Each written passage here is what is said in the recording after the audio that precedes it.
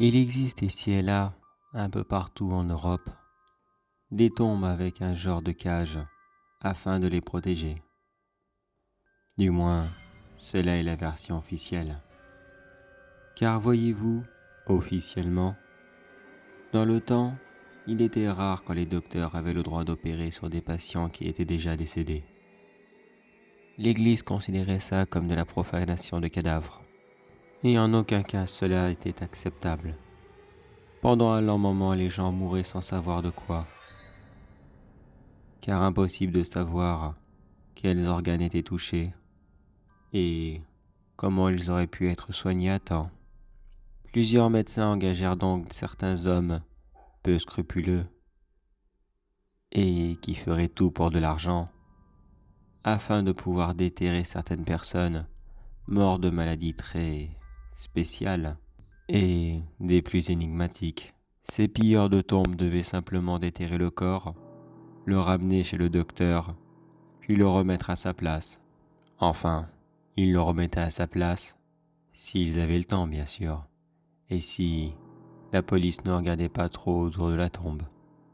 Bien souvent le corps était simplement abandonné dans les bois ou balancé à la rivière. Mais comme je vous l'ai dit bien sûr, cela est la version officielle de la présence de ces grilles. Quand la médecine réussit à faire de gros progrès et que les vieux clichés sont tombés, la profanation de ces cultures s'arrêta brusquement et la société qui forgeait ces cages ferma définitivement boutique. Et nous pouvons voir maintenant ici et là quelques tombes qui disposent encore de ces cages, car la société avait sûrement la flemme de venir toutes les récupérer. Mais la réalité n'est pas du tout aussi rose que cela. Cette société travaille bel et bien encore, mais dans l'ombre, à l'abri des regards. J'en fais moi-même partie. Je ne forge pas les cages moi-même, mais je m'occupe de leur bon fonctionnement et qu'elles vieillissent bien. Vous vous en doutez donc, je suis officiellement un fossoyeur.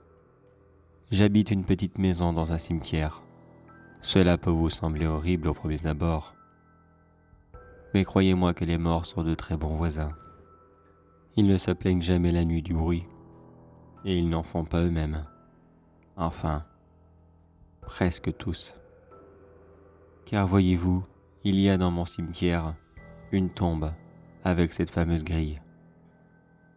Et mon métier dans cette société, comme je vous le disais plus tôt, est de surveiller qu'elles vieillissent bien. Car une fois par an, son occupant actuel essaiera d'en sortir à tout prix. Je ne les ai jamais vus de mes propres yeux. On ne sait pas exactement ce que cela est.